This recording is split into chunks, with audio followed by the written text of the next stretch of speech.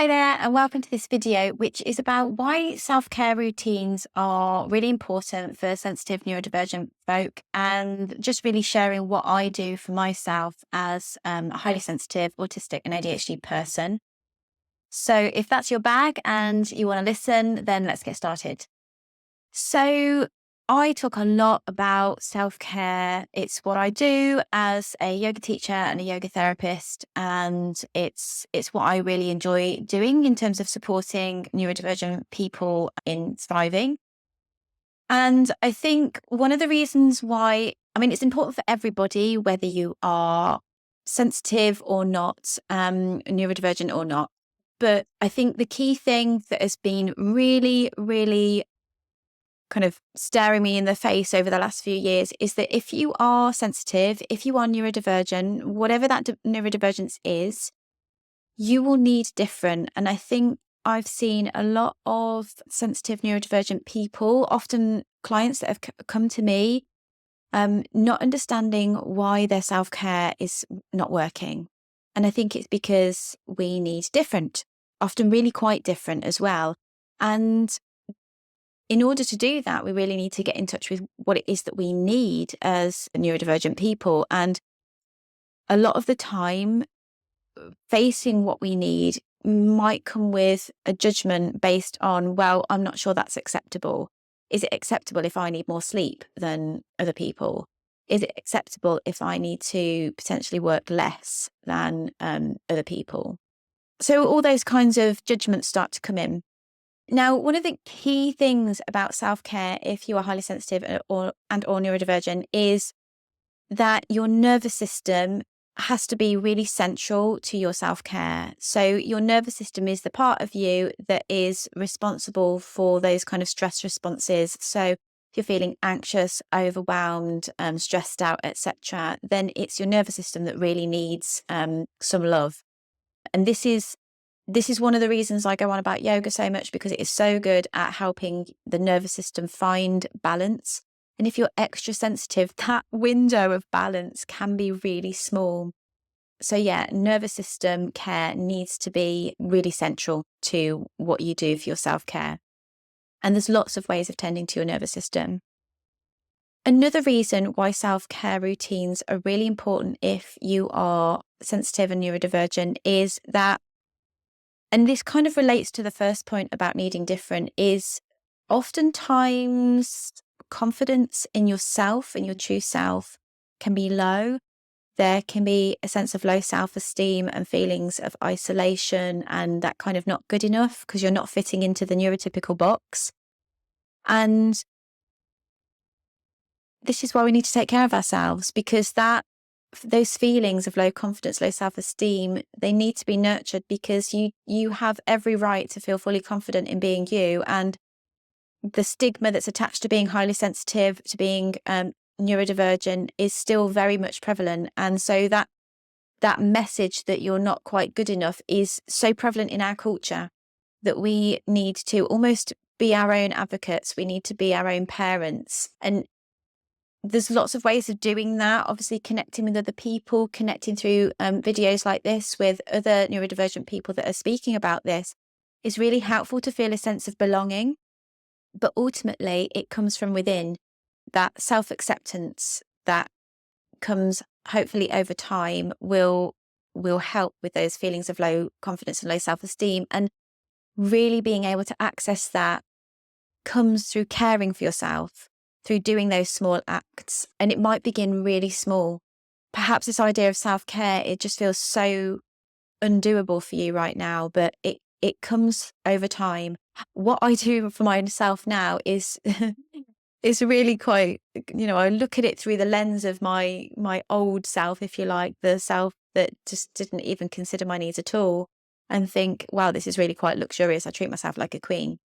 But when we start to do teeny tiny acts, and it might be just starting with allowing yourself to drink your cup of tea in the morning uninterrupted just for 5 minutes. Yeah, we start to move towards that place of self-acceptance, which might feel quite far away if you're not there, but it is possible to inch your way there slowly.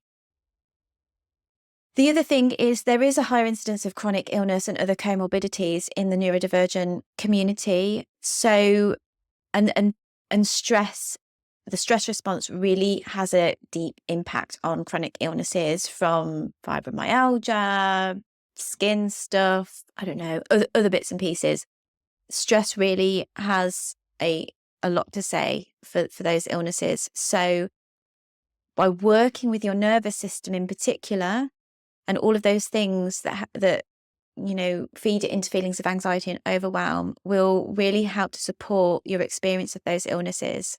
And also to say there is a scarily high rate of suicidal ideation and other mental health stuff in the neurodivergent population. And I really strongly believe that this is born out of the fact that the world is not really helpful for neurodivergent people. We are living in a world, this modern world, that favours neurotypical people, making life harder if you're a neurodivergent person, a highly sensitive person. Now, I don't want to get into being bitter about that. I've been there. I've been in therapy for a long time. I've been very bitter about that. But really, one of the most powerful ways we can start to move forwards with changing the way neurodivergent people are perceived and building awareness of the gift of being neurodivergent is by supporting ourselves, which is a challenge. But I try and keep in mind the next generation. I have 2 neurodivergent children. The way our education system, for example, is set up, the way the world is set up, that impacts them, that stresses them out. And thankfully, we're a whole neurodivergent family, so we know how we need to live. We know the little tweaks we need to make. And it is a challenge. It's a challenge to try and keep up with a neurotypical world when you don't quite fit that. But I really hope that by kind of leading the way, if you like, with my own self-care, that my children will appreciate how important it is for themselves. And actually, I have 2 children that are fully able to say, I've done too much peopling, I need to be alone, which I never had when I was their age. So that's what I've got to say on that part. Now, let's get into, I'm just going to share a little bit about what I do. Before I get into it, I do want to say that I know that I am really privileged to be in the position where I can do all of this for myself, and it's not necessarily accessible to do all of the stuff that I do for everybody. That being said, I have worked hard to create this for myself, but I understand that I've been able to do that because I'm not a single parent family, for example. So I have a partner who supports me in doing the things that I need to do, like I do for him. And I have a certain level of financial security so I can do these things. However, I do want to share what I'm doing, because there might be a little snippet that you think, actually, I could easily do that. So first things first, I start my day with hot lemon and ginger, or hot lemon and apple cider vinegar, depending on what I need. And I get up early to do this. So I set my alarm to get up before my children, because I don't think I would be as friendly if I don't really like being just kind of woken up into life. I prefer to wake myself up. So I do set my alarm. Again, I know that's not for everybody if you're a night owl rather than an early bird, but that's what works for me.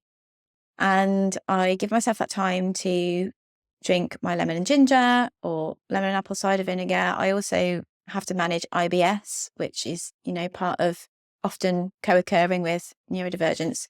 And that really helps my digestive system. I come out to my space, I come out to here actually, and I drink that drink and I sit and journal. And I journal because often upon waking, my brain is fired and ready to go. There are 100 million thoughts just all waiting to get out. So that can be quite overwhelming. So I tend to journal them out. Anything, it doesn't have to make sense. It's just a long stream of drivel. I'd never really, sometimes I go back and read this particular journal, but not often. It's if there's been a dream, because sometimes dreams can really last the day with me. So I'll just journal them out.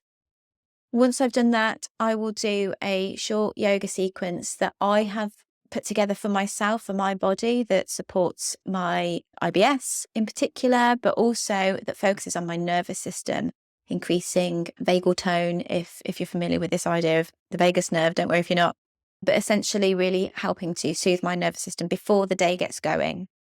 That sequence also includes some breath work that helps my nervous system. I also chant, because this is another thing that helps the nervous system. And then I meditate for just 10 minutes. And I might meditate on a number of things. It just depends on what my focus is that month. And then I'll end with a couple of affirmations. I know that sounds really convoluted, perhaps. If, I don't know, you're not somebody that has a long drawn out routine, I don't know, but you don't have to do all of that. It could just be one element that, like I say, you could draw out and think, actually, that could be something I could pick out. I also walk daily. I go for a walk in nature. I am really grateful to live close to countryside so I can access trees. But either way, a walk daily is really helpful for me, particularly kind of afternoon when my brain's foggy time. If I can get one in, I will have a 10 to 15 minute nap, maybe longer if I can get more. If I'm working in the evening, I will have a longer nap, half an hour in the afternoon. Again, might not suit everybody. If you've got young children, it can be tricky, but it really helps my brain to reset. And night times, I find night times a lot more difficult to deal with, actually, but I tend to journal again. I do journal every night. I'll have a little roll around on the floor, just some kind of restorative yoga shapes, little breath work, and I read way too long. I shouldn't read, but I just love reading. So I do read for a bit and then I'll go to sleep. And actually, I do sleep really well now. And I went for years with really terrible insomnia. Well, I called it insomnia at the time. It was actually just sensory overload, impacted my sleep and anxiety and all the rest of it. So they're the things that I kind of do daily. The other things that I do include, mostly monthly, I go for a Reiki treatment that usually includes some kind of either reflexology or like an Indian head massage. I find this really helpful on an energetic level. It really helps to reset my energy. I feel a lot better afterwards, and I just kind of feel put back in place. And I also, in terms of journaling, I do follow the lunar cycle. So I'll have like a longer kind of meditation or reflection time around the full moon and the new moon, just to touch base with myself, really, and remind myself of what I'm working on. I also have therapy a couple of times a month, which has been helpful for me. That really started out as a way to process childhood trauma, but has since become a kind of a way for me to process my understanding of myself as neurodivergent. I am well aware, as I've said, that a lot of that screams of privilege, and I am very grateful for the privileges I have been afforded. But I wanted to share what it is that I do. And although I do all of that, I still do occasionally have moments where I shut down or feel overwhelmed or melt down. And mostly that comes when something unexpected happens in my life, such as we've had a couple of, well, not that recent really. In 2022, I had a bereavement, and then last year we lost someone close to us as well. So during those times, not much of my self-care was really hitting the spot. But I think there was a certain element of stability that I got through keeping my routines going through that time. And journaling was really important to me then. So whilst self-care is important, it really, really is important, getting these little routines in place. If you're highly sensitive and neurodivergent, there will be times when things do bubble over. And I guess just giving yourself permission to let that happen.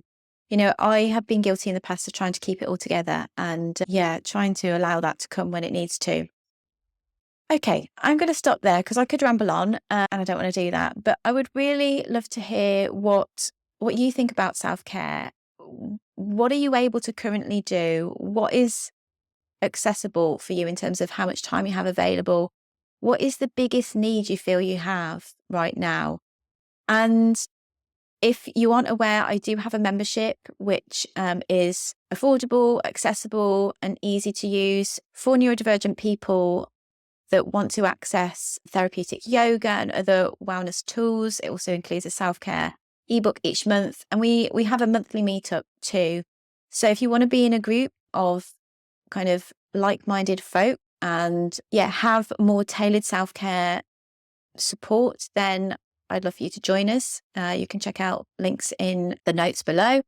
But otherwise, leave any comments below about, your own self-care routines, and if there's any ideas that you've gotten from this video. And of course, please consider supporting my channel by liking and subscribing. It really helps. And I look forward to hearing from you. All right, take care, and I'll see you on the next video.